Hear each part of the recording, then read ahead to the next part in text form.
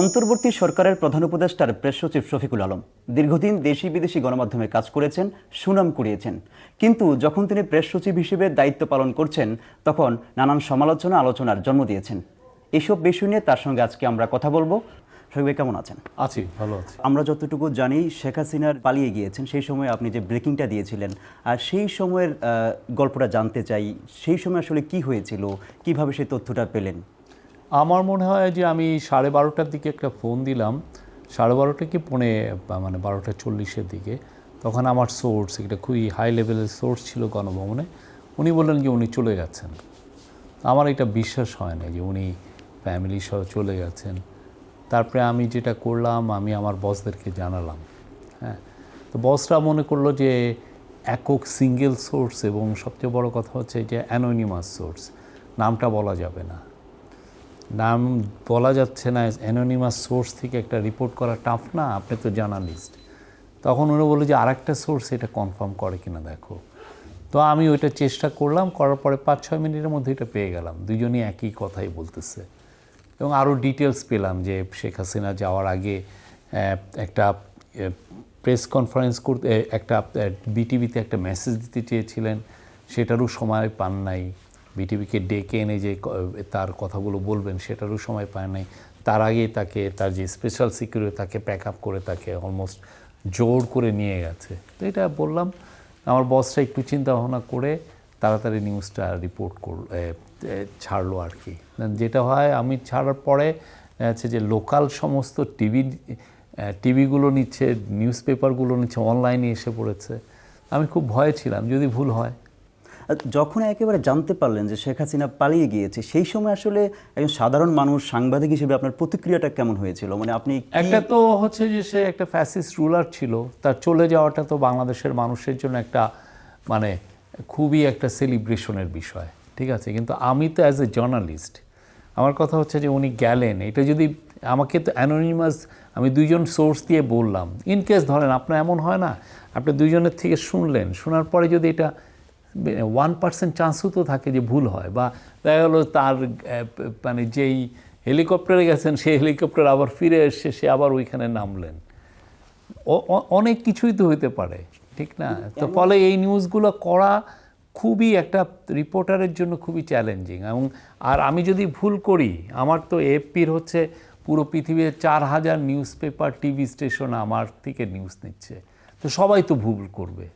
আমার ভুলটা মানে 4,000 বার এটা রিপ্লিকেটেড হচ্ছে, তো ফলে আমার জন্য এটা খুবই খুবই চ্যালেঞ্জিং। কিন্তু এমন তো হয়, এই ধরনের ব্রেকিং যখন আমরা হাতে পাই, আমাদের হাত পা কাঁপে, আমাদের শরীর কাঁপে। আমার হাত পা কাঁপছে, আমি সূরা কিরাত পড়তেছি, কেননা এটা তো ওই যে ভয়ের বিষয়, এটা তো নেম বলতেছে না। ফলে কি চ্যালেঞ্জটা আমার, রিস্কটা অন্যর না।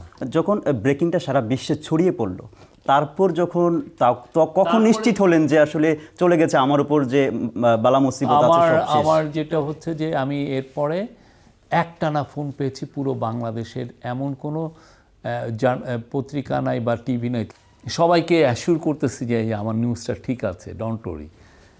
কিন্তু ব্যাক ইন মাই মাইন্ড আমার তো ভয়টা ছিল, এক ধরনের ভয় কাজ করতেছিল।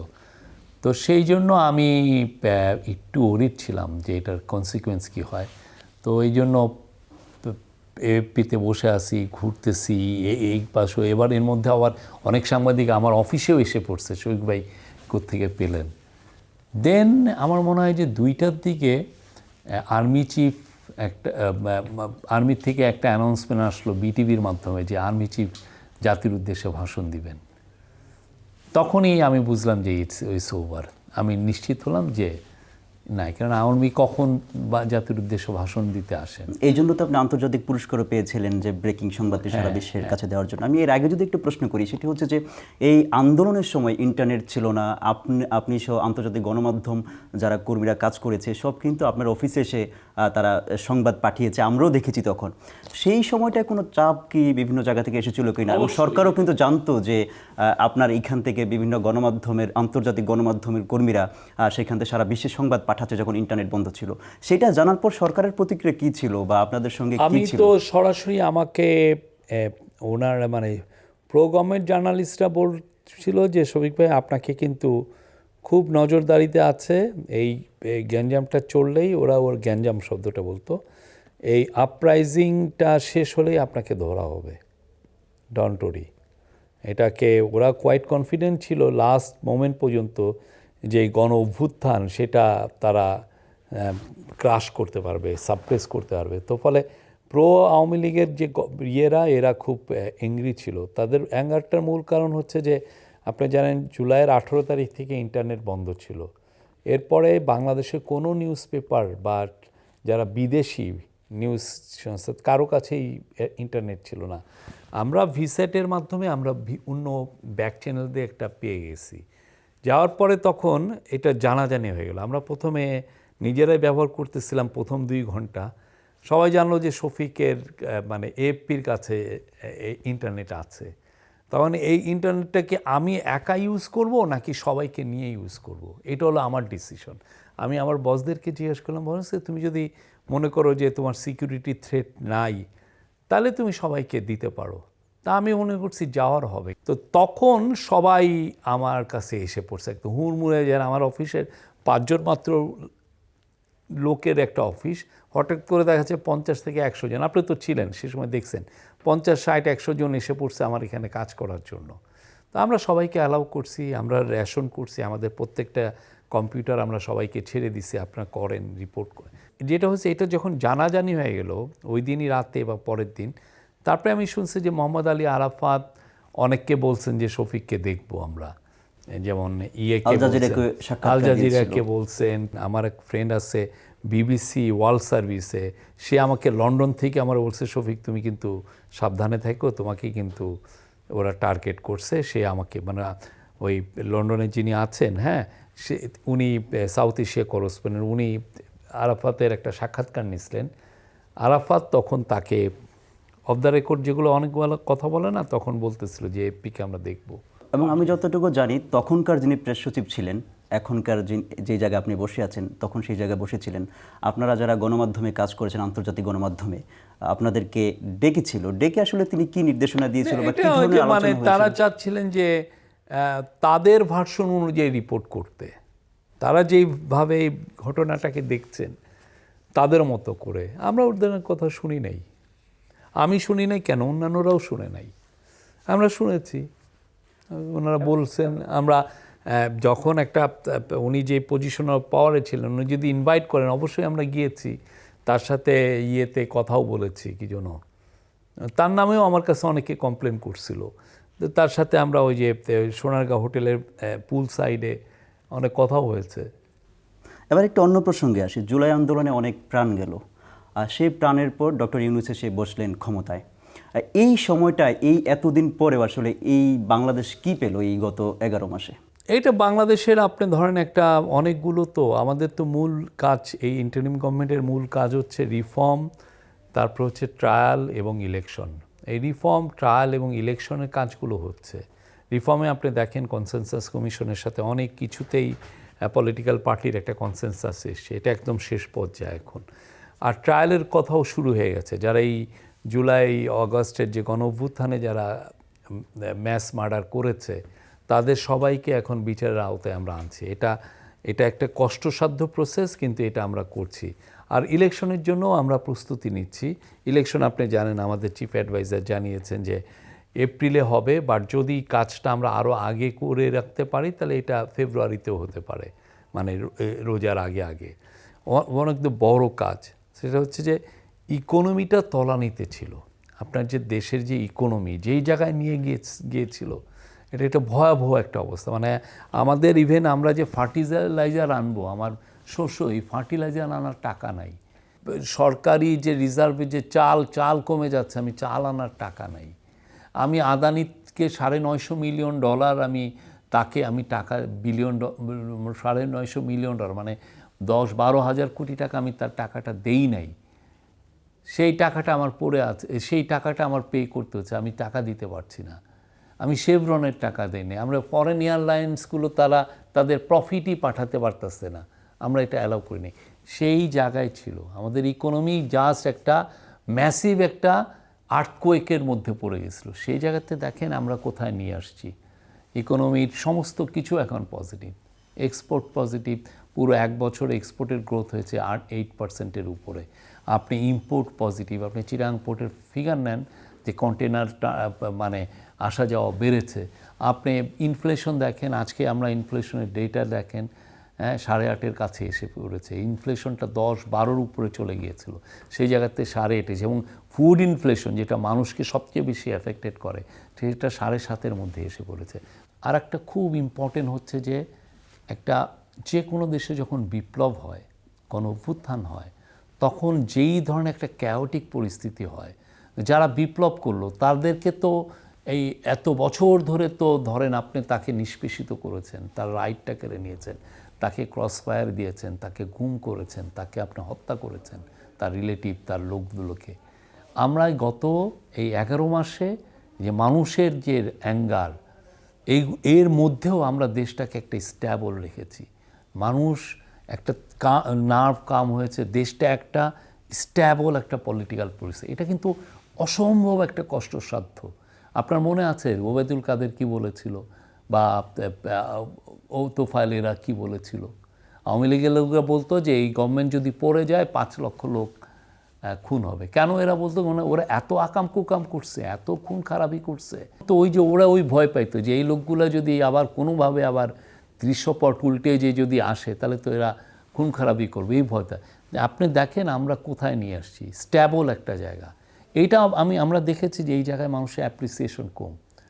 একটা রেভলিউশনের পরে যেই ক্যাওস হওয়ার কথা কিচ্ছু হয় নাই। আমরা প্রফেসর ইউনূসের একটা প্রজ্ঞাবান লিডারশিপের কারণে দেশটা একটা স্ট্যাবল একটা ট্রানজিশনের মধ্যে আমরা আছি। কিন্তু এই জায়গায় যদি আমি একটু প্রশ্ন করি একটা, সেটা হচ্ছে যে আপনি বলছেন যে স্টেবল রয়েছে, আমরাও দেখছি, কিন্তু এর ফাঁকে আপনারও নানান সময় আপনি গণমাধ্যমে বক্তব্য দিয়েছেন যে এই স্টেবলের মানে আনস্টেবল করতে চাচ্ছে মব দিয়ে। আসলে এই মবটা আপনি কিভাবে দেখছেন? আপনি বলছেন এটা প্রেসার গ্রুপ। মব কাকে মব বলবেন? পটিয়া কি হয়েছে যে আপনি যে কয়টা মবের হয়, এই যেই ধরনের মবের আছে, হ্যাঁ, এই মবের আপনি যদি ধরেন এই মব কখন একটা কে বলে, এটা একটা ফেসলেস, এটা চেহারা নেই। বাংলাদেশের সবচেয়ে বড় মবটা কি হয়েছে ইদানিং আপনার মনে আছে? সবচেয়ে বড় মব হয়েছে লগি বৈঠা।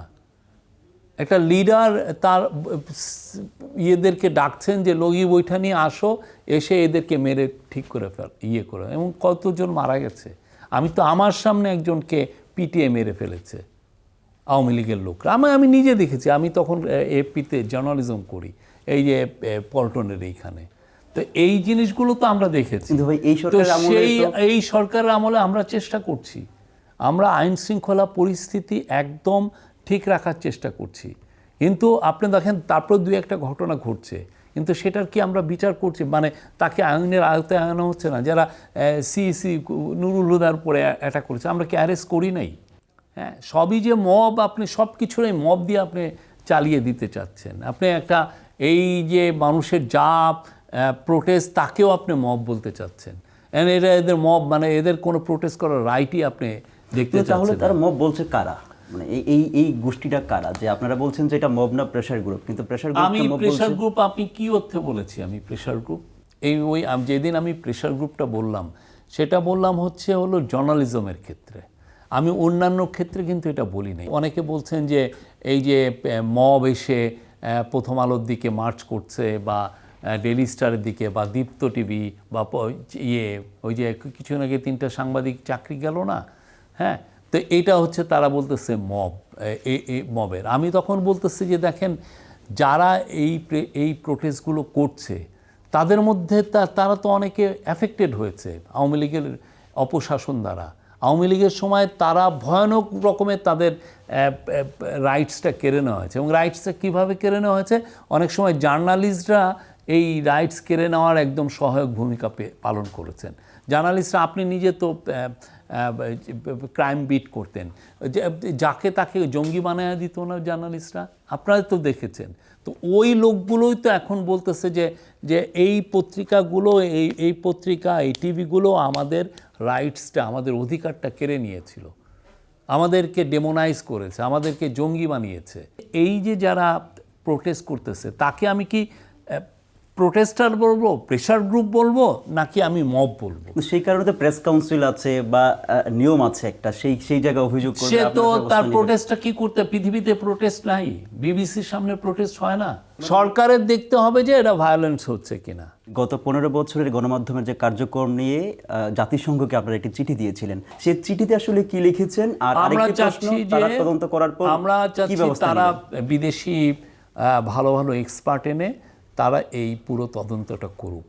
গত 15.5 বছরে কী রকমের ভয়ানক জার্নালিজম হয়েছে, বিশেষ করে কি কি ডেটে, যেমন ধরেন শাপলার হত্যাকাণ্ড, মাওলানা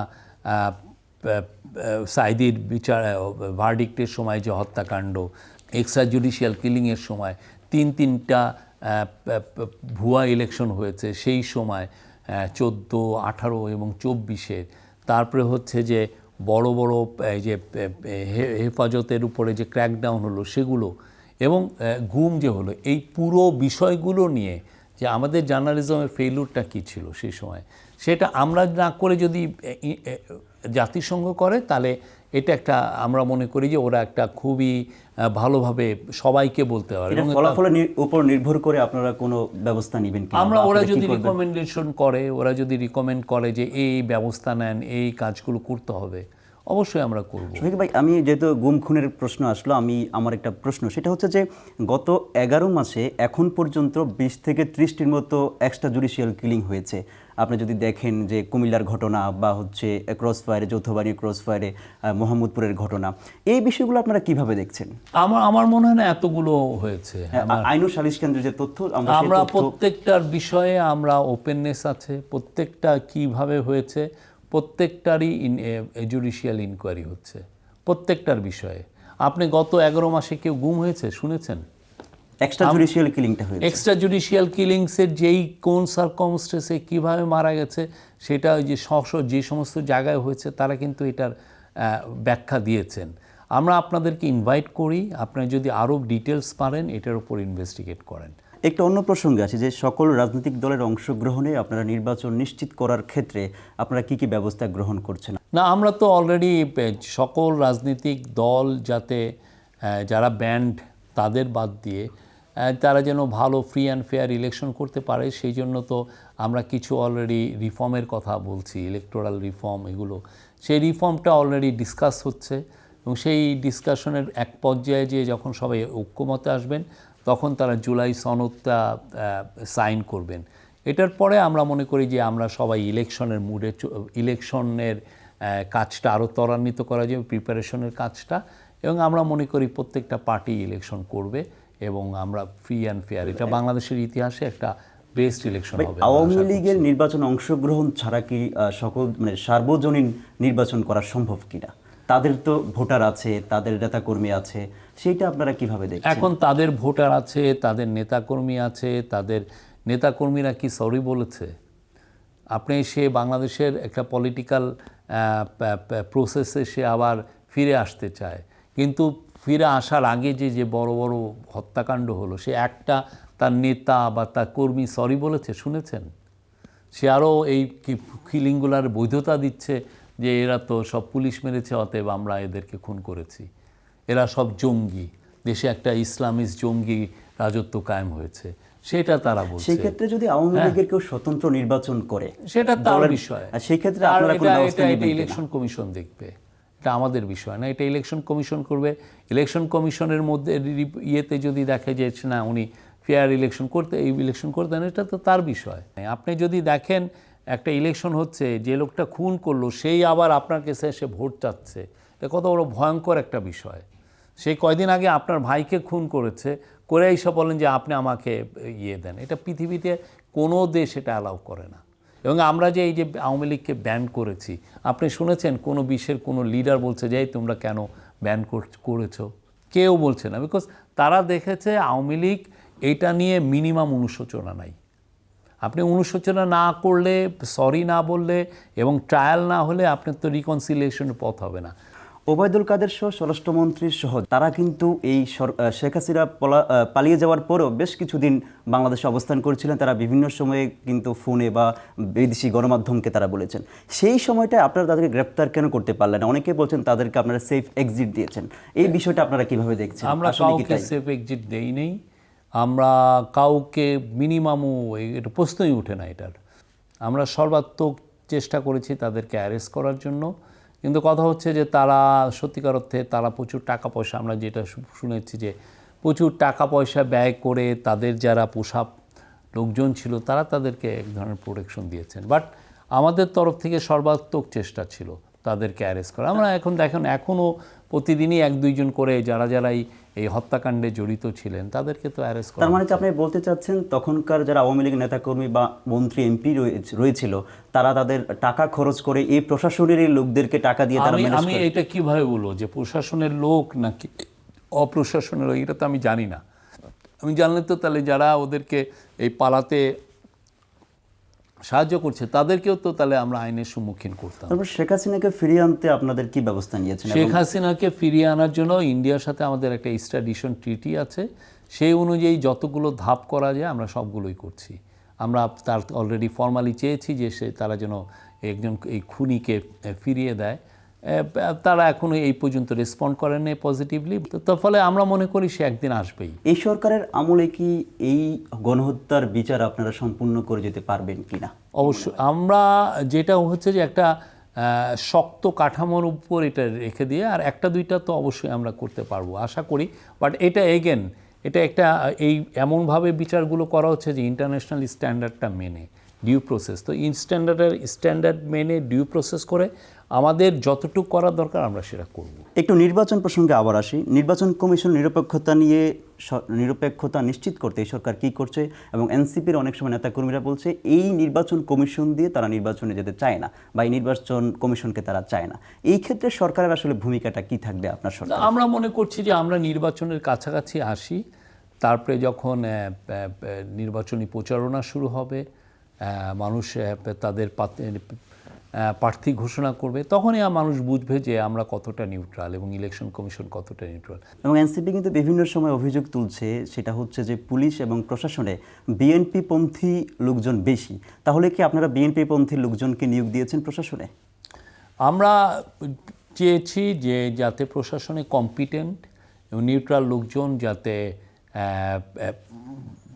প্রশাসনের কাজগুলো এগিয়ে নেয়, আমরা সেই কাজগুলোই করেছি এবং আমরা মনে করি তারা যথেষ্ট নিউট্রাল আছে এবং তাদের কাজগুলো আপনার সামনে দেখবেন, তারা নিউট্রালি কাজগুলো করবে। এখানে আরেকটা প্রশ্ন করি, সেটা হচ্ছে যে নির্বাচন দেওয়ার আগে যে সংস্কারগুলো করা প্রয়োজন, আপনাদের কি মনে হচ্ছে সেই সংস্কার করতে পারবেন, বা সেই ক্ষেত্রে কোনো দলগুলো কোনো বাধা তৈরি করছে কিনা? আমরা তো এখন পর্যন্ত আমরা মনে করি দলগুলো আমাদের সাথে কোঅপারেট করছে। আপনি দেখেছেন কনসেনসাস কমিশনের সাথে তারা প্রতিদিনই অলমোস্ট প্রতি সপ্তাহে 4-5 দিন বসছেন এবং আমরা মনে করি যে এটার একটা পজিটিভ আউটকাম হবে। আপনি বলছেন যে মত প্রকাশের স্বাধীনতা মিডিয়ার উপর নিয়ন্ত্রণ করছিল গত সরকার। আমরাও দেখেছি যে তখন কিভাবে মিডিয়া নিয়ন্ত্রণ করা হতো। এই সরকারের আমলে সেটি করা হচ্ছে না আপনারা বলছেন, কিন্তু গত কয়েকদিন আগে যখন আসিফ মাহমুদের ম্যাগাজিন সহ গুলি ধরা পড়লো, সেটি কয়েকটি অনলাইনে ওঠার পর আধা ঘন্টার মধ্যে সেটি সরিয়ে ফেলতে হলো কেন? কি মনে হয় আপনার কাছে? এটা আপনারাই ইনভেস্টিগেট করেন না, এটা কি আমরা বলেছি কিনা? যারা এটা সরিয়ে দিয়েছে তাদেরকে যে জিজ্ঞেস করেন এটার জন্য কি আমরা করেছি নাকি এটা তারা নিজেদের প্রবৃত্ত হয়ে করেছে। আমরা মনে করি আমরা এই সমস্ত বিষয়ে আমরা একটা মিনিমামও আমরা এই বিষয়ে বলি না, এটা আমাদের কোনো ইন্টারফিয়ারেন্স নাই। আমরা কোনো সময় বলি কখন, যদি মিথ্যা নিউজ হয়, আপনি একটা ডেলিভারিটলি একটা মিথ্যা নিউজ দিলেন, তখন আমি বলি যে ভাই আপনার নিউজটা মিথ্যা, আপনি একটু দেখেন, এটা একটা রিজয়েন্ডার বা ক্লারিফিকেশন দেন। আপনি দীর্ঘদিন সাংবাদিকতা করেছেন এবং বাংলাদেশের সাংবাদিকতার কি অবস্থা আপনি খুব ভালো করেই জানেন। এখন যে গণমাধ্যমের যে রোল প্লে করার কথা, আপনার কি মনে হয় সে রোল প্লে করছে কোনো পার্টির বা কোনো দলের আজ্ঞাবহ হয়ে কাজ করছে বলে মনে হয় কি না? আমরা মনে করি যে গণমাধ্যম যেই ধরনের আমরা যে ফ্রিডমের একটা পরিবেশ আমরা তৈরি করেছি, সেই জায়গায় যে রেসপন্সিবল আচরণ করার কথা তারা ওনারা করছেন, অনেক ক্ষেত্রে অ্যাবিউজ করছেন। যারা আমরা জানি যে ইউটিউব বা টক শোতে যারা প্রতিনিয়ত মিথ্যা ছড়ান, তাদের ভয়েসটাকে এমপ্লিফাই করা হচ্ছে। তাহলে কি আপনি চান যে যারা মিথ্যা কথা বারবার বলছেন তাদের ভয়েসটা এমপ্লিফাই করা মানে হচ্ছে জনগণকে আপনি মিথ্যা নিউজ জোর করে বেশি বেশি করে দিচ্ছেন। এতে কি আপনি এক ধরনের পলিটিক্যাল ইনস্টেবিলিটি ক্রিয়েট করার একটা আমরা মোটিভ দেখছি এর মধ্যে। বিএনপির অনেক নেতাকর্মীরাই প্রায় সময় বলে এনসিপি সরকারের একটি দল, তাদেরকে আপনারা নানান সময় নানান সুবিধা দিচ্ছেন, তাদের বক্তব্য সেইটা আপনারা কিভাবে খণ্ডাবেন? এখন আপনারাই বের করেন না আমরা কি এনসিপির হয়ে কোনো কাজ করছি কিনা, এনসিপির হয়ে আমরা কি করছি। এখন দুজন স্টুডেন্ট আমাদের এখানে মন্ত্রী সবাই আছেন, ক্যাবিনেটে আছেন, কিন্তু তারা কি এনসিপির হয়ে কি পলিসি নিচ্ছেন আপনারা রিপোর্ট করেন না। আমরা এই সোফার খুবই নিউট্রাল জায়গায় আছি এবং আমরা মনে করি আমরা নিউট্রালিটি আমাদের জাস্ট ক্ষমতা ছাড়ার আগ মুহূর্ত পর্যন্ত এটা থাকবে। জুলাই সনদ নিয়ে এত গড়িমাসি কেন, এটা প্রকাশ করতে এত অনীহা কেন সরকার? না, এটা অনীহা না। জুলাই সনদ নিয়ে তো এই যে পলিটিক্যাল পার্টিগুলোর সাথে কথা হচ্ছে, অনেক ধরনের ডিসকাশন ডিবেটের বিষয় আছে। এই ডিসকাশন ডিবেটগুলো খুব ভালোভাবে না হওয়াটাও এক ধরনের বাজে প্রেসিডেন্স তৈরি করে। এটা আমরা চাই যে ডিবেটগুলো হোক, ভালোভাবে হোক, হয়ে একটা কনসেনসাসের মাধ্যমে একটা জুলাই সনদ। বর্তমান প্রেস সচিব হিসেবে এই সরকারের যে সফলতা ব্যর্থতা কি আপনি কি মনে করেন, আপনার অবজারভেশন কি? আমি ব্যর্থতা তেমন একটা দেখি না। আমার মনে হয় যে আমাদের একটাই ব্যর্থতা, আমরা যে কাজগুলো করেছি সেই কাজগুলো আরও বেশি মানুষের কাছে আমরা পৌঁছাতে পারিনি, জানাতে পারিনি। এটাকে শতভাগ সফল বলা যায় না, এই চেয়ারে বসলেই শুধু বলেন যে মানে আপনারা দেখবেন, এটা তো আমি আমার কথাগুলো বলছি, আপনারা দেখেন আমরা সফল কি বিফল। আমি তো মনে করি যে আপনি যেমন ধরেন যে এই যে 11 মাস যে স্ট্যাবল থাকলো, আমি মনে হচ্ছে এটা একটা বড় একটা সাফল্য। আমরা যথেষ্ট একটা পলিটিক্যাল স্ট্যাবল পলিটিক্যাল মধ্যে ফিরছি, তো সেইটার কিন্তু আপনার অ্যাপ্রিসিয়েশন নাই। গণঅভ্যুত্থানে যেমন ধরেন বাম দলও ছিল, আবার ইসলামিক দলগুলো ছিল, আবার বিএনপিরা ছিল, স্টুডেন্টরাও ছিল। অ্যান্ড সবাই ভাবে যে আমার মতো করে হোক। ইসলামিস্টরা ভাবে যে এই বিষয়গুলো কেন হচ্ছে না, এই গভর্নমেন্ট তালিকা আমার কথা শুনছে না, বা বিএনপি ভাবতেছে এই বিষয়গুলো কেন হচ্ছে না, এও কি আমার কথা শুনছে না। আমরা সবার কথাই শুনছি, যেটাকে সবার মধ্যে কনসেনসাস হচ্ছে এটা সবার কথাই শুনছি। 11 মাসে আমরা যেই একটা 15.5 বছরের যে একটা ভয়ানক রকমের একটা লুটপাটের বন্দোবস্ত করা হয়েছিল, হ্যাঁ, লুটপাট তন্ত্রগামী হয়েছে, সেই জায়গার থেকে আমরা একটা ডেমোক্রেটিক ট্রানজিশনে এসেছি এবং যথেষ্ট আমি বলবো শান্তিপূর্ণ পরিবেশে। এই চাকরি শেষে আপনি কি করবেন? আমি আবার জার্নালিজমে ফেরার চেষ্টা করব। সাংবাদিকতা যখন করবেন তখন কি আপনার এখন আগের যে গ্রহণযোগ্যতা, সেই গ্রহণযোগ্যতা কি থাকবে কিনা? কেন থাকবে না, আপনি বলেন কেন থাকবে না? যেমন আপনি ফেসবুকে নানান মতাদর্শ দিচ্ছেন, আপনি ফেসবুকে রাজনৈতিক মন্তব্য করছেন, বিভিন্ন সময় বিভিন্ন জনকে কথা বলছেন যে যেটা প্রেস সচিব হিসেবে বলা উচিত না, অনেকে বলছে। যেমন হচ্ছে আপনি স্বরাষ্ট্রমন্ত্রীকে বলেছেন যে সে কসাই, কিন্তু আপনি কি আপনার জায়গা থেকে বলতে পারেন সে কি কসাই না? সেটা তো আদালত নির্ধারণ। আপনি কি তাকে বলছেন যে আদালত, এগুলো কি আদালতের জন্য ওয়েট করে? সেটা কি আপনি বলতে পারেন? আমি কেন বলতে পারি না? আপনি কসাই বলবেন না? আপনি এর কার অর্ডারে এগুলো মারা গেছে? আমি তো তাকে বলেছি, হাসিনাকেও তো বলেছি। হ্যাঁ, এটাতে আমি যখন তখনও বলবো। সে তো ইউনিভার্সালি সবাই দেখতেছে যে কারা এই লোকগুলোকে খুন করেছে। আপনি বলতে পারবেন না এই লোকগুলো খুন করেছে? আমি বলি যে ডিজিএফআই, সিটিটিসি, তারপরে এরা র্যাব গুমের সাথে ছিল। তো আমার আদালতের জন্য ওয়েট করতে হবে যে ডিজিএফআই এরা এগুলো করে নাই নাকি? আপনি নানান সময় ফেসবুকে বলেছেন আপনাকে গণসূত্র বলা হয়, এবং আপনি আমাদের প্রেস ব্রিফিংও অনেকবার বলেছেন। এটা আসলে কেন বলে আপনাকে গণসূত্র? এটা দুই একজন বলছে, আমি যেগুলো দুই একজন যেটা বলছে সেটা বলেছি। বাট আমি যেই ওভারওয়েলমিং সাপোর্ট পেয়েছি, যে লাভ পেয়েছি, যে ভালোবাসা পেয়েছি, এটা তুলনা নাই। নিজের জীবন নিয়ে কখনো নিরাপত্তাহীনতা ভোগেন কিনা? না, এই যদি সরকার না থাকে তখন? না, কেন? আমি কি অন্যায় করেছি? আপনি আমার অন্যায়টা বাইর করেন না। আমি অন্যায়টা কি করলাম? আমি আসাদুজ্জামান কামালের মতো একটা কসাইকে কসাই বলাটা অন্যায়? কি বলেন আপনি? কিন্তু যখন আপনি ইংল্যান্ডে গিয়েছিলেন তখনও দেখলাম যে অনেকে আপনাকে এটা প্রোটেস্ট ওয়েস্টার্ন কালচারেরই বিষয়। আপনি কি যে ট্রাম্পরে নিয়ে কেউ প্রোটেস্ট করে না? আপনি দেখেছেন? যারা পতিত স্বৈরাচার দ্বারা বেনিফিটেড হয়েছে, যারা বিলিয়নকে বিলিয়ন ডলার টাকা বিদেশে পাচার করেছে, তারা ওদেরকে নিয়ে এসে অনুমতি নিয়ে তারা প্রোটেস্ট করতেছে। ধন্যবাদ আপনাকে। Thank you.